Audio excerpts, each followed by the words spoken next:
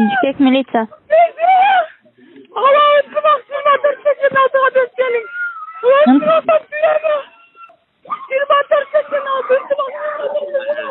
İntimaq 2486.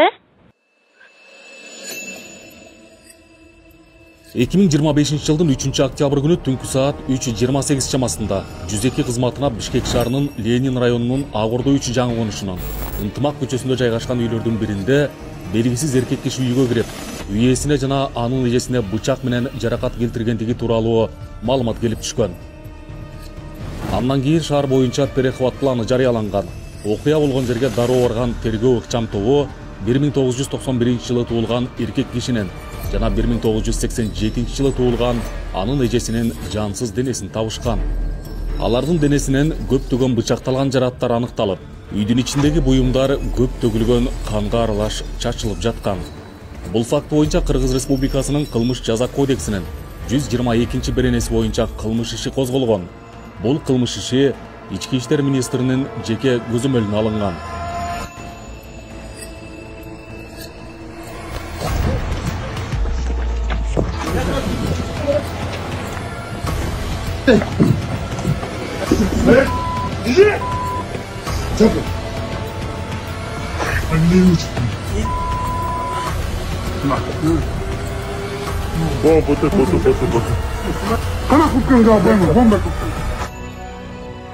Ички иштер органдары жүргүзгөн тергөө жана ыкчам издөө иш-чараларынын жүрүшүндө видео байкоо камераларынын көп сааттык видео материалдары изилденип, натыйжада кылмыш болгон жерден түн ичинде кетип жаткан жаш жигиттин сөлөкөтү аныкталган. Андан соң коопсуз өлкө системасынын жүзүн таануу ыкмасы менен кылмышка шектүүнүн өздүгү такталып, ал 2006 жылы туулган Ильясов Сапар Мурат Майрамбекович экени аныкталган. Бул маалымат милицияга анын кыймыл аракетин көзөмөлдөөгө мүмкүнчүлүк берген. 7 октябрда милиция кызматкерлери 2 адам өлтүрүп, оор кылмышка шектелген Сапар Муратты кармашкан.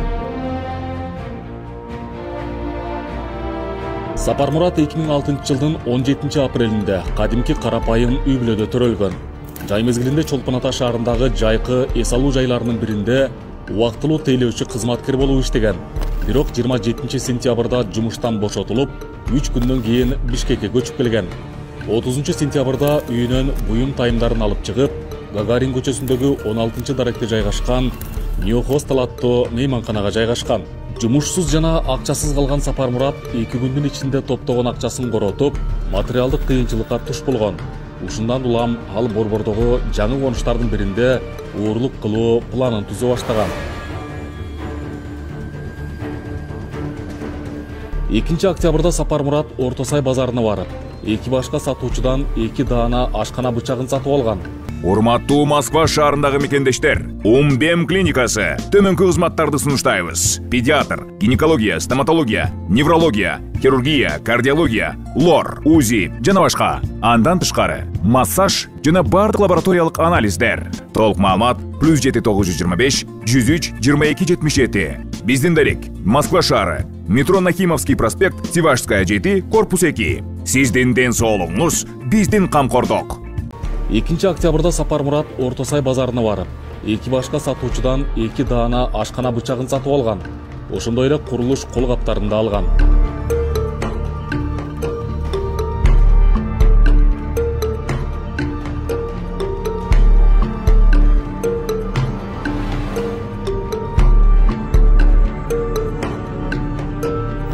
Жатаканага кайтып келип, кеч киргенди күтүп баштаган. Ошентип, ал кара түстөгү ак сызыктуу бомбер курткасын, кара спорттук шымын жана боз кроссовкасын кийип, барсеткасын астына алып чыккан. Барсеткасынын ичинде колгап, бычактар жана ак түстөгү кепкасы болгон. Андан соң маршруттук такси менен Агордо 3 жаңы конушуна жол тарткан. Саат 18:44-тө ал Агордо 3 конушундагы Барчын көчөсүндө жайгашкан Неман Фарм дарканасына кирип, 2 медициналык бет кап сатып алган. Бул кылмышка даярдыктын дагы бир элементи болгон.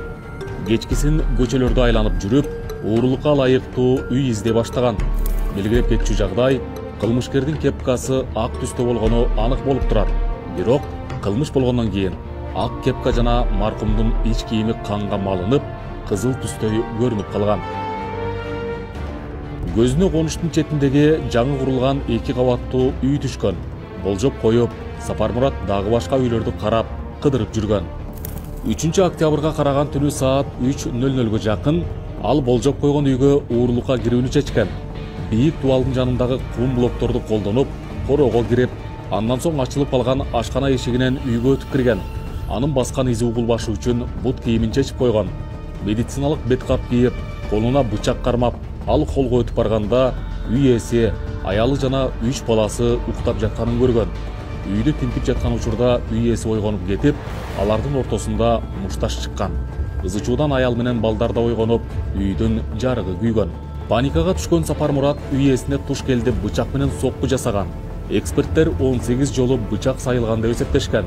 Кармаш учурунда маркум анын бет каптарын жулуп алган. Бакырык, ызычуудан чоочуп, 2 кабаттан түшүп келген үй ээсинин эжеси да кылмышкерди токтотууга аракеттенген. Ал дагы кылмышкердин жүзүн көрүп калганына байланыштуу кылмышкер 11 жолу бычак сайганга үлгүргөн. Ошол маалда үй ээсинин аялы 3 баласы менен терезеден качып чыгып кеткенин көрүп, абалы оор экенин түшүнгөн кылмышкер үйдөн качууну чечкен.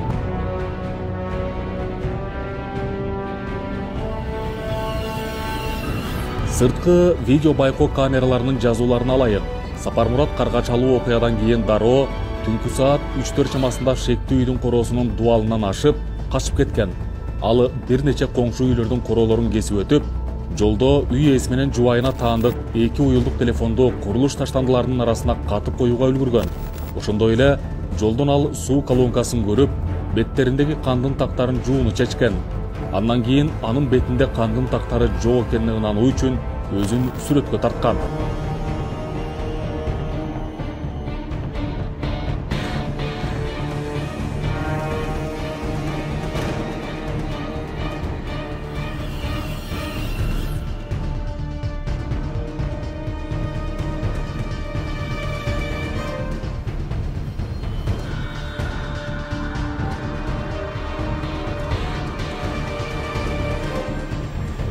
Кийинки 20 мүнөттүн ичинде ал белгисиз багытта ылдам темп менен басып, ачык талаага чыккан. Андан ары 4-төн 33 мүнөт өткөндө адашып калганын түшүнүп, тегерекчекти байкоо үчүн Сапармурат уюлдук телефонун күйгүзгөн. Телефондун геолокациясынын жардамы менен багытын аныктап, Ала-Тоо 3 жаңы конушун көздөй жөнөгөн. Саат 6-дан 14 мүнөт өткөндө ал Яндекс тиркемеси аркылуу Эркинтоо 9 дареги боюнча таксиге буйрутма кылган. Акыркы бара турган жери катары New Hostel мейманканасынын дареги көрсөтүлгөн. Бул окуя боюнча буйрутма алган такси айдоочусу дагы Сапармуратты таанып, кийип жүргөн кийиминин кир экенин тастыктап берген.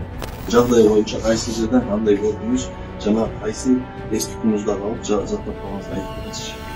Бул чекеде турган бар. Кайсы номерде? Ол 3-3 номер. Колуңузду көрсөтүңүз. 3 номер.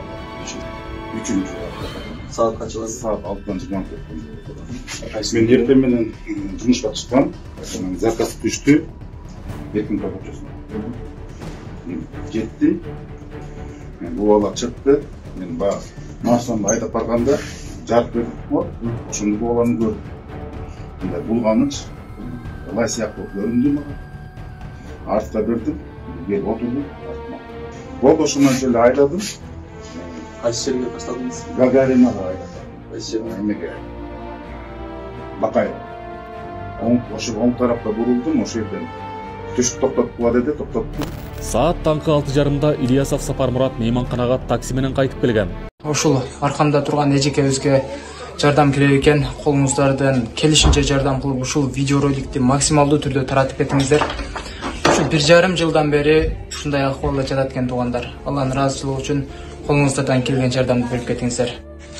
Эже, бул качандан бери ушинтип башталган негизи? 2022'den beri tutum kakşap olup, kurt jegендей oldu, çukup jegендей oldu, kakşap olup dedi de. 2022-23 вообще olmaya kaldım da. Oksap bas, ondan keyin 2024 törögönden keyin töreylekleri basmaya kaldım da вообще. Narona, Verona, kıskası falan dedi. Apresa yolunda jarıp beni kap geldim de. Ondan apresa oldum 2024 Ağustos'ta. Bu yıl 1 yıl oldu da. Neni kalaysın ушун? Hem şu alıp olamışsınız. Basıp geçişim gerekmiş. Onların geleceğini ondan yola düşürmek öyle. Allah'ım şu şifa versin Ejike. Şifa veре Құдайым. Ayol kişi olmasın geleceğim. Байқау камераларының жазуларына ылайык, ал жатақханаға кирип, колуна бомбер курткасын салган кара пакет кармап алган. Ошондой эле видео байкоодо болжол менен каза болгон адам менен кармашуудан кийин кылмышкердин аксап басып калганы байкалган. 2 күн бою Ильясов Сапармурат мейманканада эч нерседен кабары жок болуп, жаңылыктарды кылдат иликтеп, 2 адамдын өмүрүн алган кылмыш тууралуу кабар табууга аракет кылган. Ошондой эле чат GPT тиркемесинен ар түрдүү суроо талаптарга жооп издеген. Ушул эле күндөрү Сапармураттын досторунун бири аны жалпыга маалымдоо каражаттарына жарыяланган сүрөттөрүнөн таанып, анын коркунучтуу кылмышка тиешеси бар жогуна кызыккан. Бирок шектүү так жооп берүүдөн качууга аракет кылып, чалууларына дагы жооп берген эмес. 6 октябрь күнү түштөн кийин атамекендик жалпыга маалымдоо каражаттарына багыттама жарыялангандан кийин Сапармурат Ильясов Бишкектен чыгып, Каракол шаарына багыт алуу чечимин кабыл алган. Кетердин алдында ал кылмыш болгон күнү кийген кийимдерин Островский көчөсүндө жайгашкан таштанды челекке ыргытып жиберген. Кийинчерээк ыкчам кызматкерлер Сапармураттын кара курткасын таштандыдан жергиликтүү сел-саяк алып кеткенин аныкташкан. Куртканы кароо жүргүзгөн кезде кандын тактары аныкталып, экспертизанын корутундусунун негизинде маркумдун каны экени далилденди. Коопсуз өлкө системасынын камераларынын жазууларына ылайык, ошол эле күнү шектүү автобекетке келип, коомдук транспорт менен Ысык көл облусунун аймагына кеткен. Каракол шаарына келген Сапармурат жергиликтүү компьютердик клубдардын биринде түнөгөн. 7 октябрда эртең менен ал Борборго кайтып келүүнү чечкен. Бишкекке бараткан Сапармурат кылмыш куралдарынан кутулууну чечип, бычактарды Боом капчыгайындагы Жибек жолу кафесинин даратканасынын жанына каткан. Saat 14:16-да Коопсуз өлкө системасынын видео камерасы Сапармуратты Бишкекке киргенде автобекеттин аймагында каттаган. Андан соң ал ата-энесинин үйүнө барган учурда Кыргыз Республикасынын Ички иштер министрлигинин кызматкерлери тарабынан кармалган. Тергөө амалдарын жүргүзүү учурунда Сапармурат Ильясов жасаган кылмышын толугу менен айтып берип, 2 адамды өлтүрүүнүн жагдайларын тастыктап, далил заттарын кайсы жакка таштап, каткан жерлерин милиция кызматкерлерине толугу менен жактоочусунун катышуусунда көрсөтүп берди.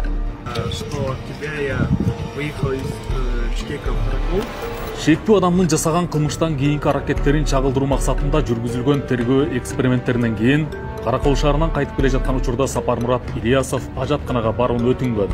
Ошол учурда аны коштоп жүргөн милиция кызматкери өз колунан кишенди чечип, кылмышкердин экинчи колуна бекитип ажатканага жиберген. Учурдан пайдаланып, ал ажатканага бармыш болуп, тала аралап качкан. Коштоп жүргөн милиция кызматкерлери шектүүнү качырбоо максатында Кыргыз Республикасынын укук коргоо органдарында кызмат өтөө жөнүндөгү мыйзамынын 45-46 беренелерине ылайык табелдик куралды колдонууга мажбур болушкан. Эгерде кылмышкер качып кетүүгө үлгүрсө, өтө оор кылмыштарды кайталап жасоо менен коомго коркунуч жаратмак.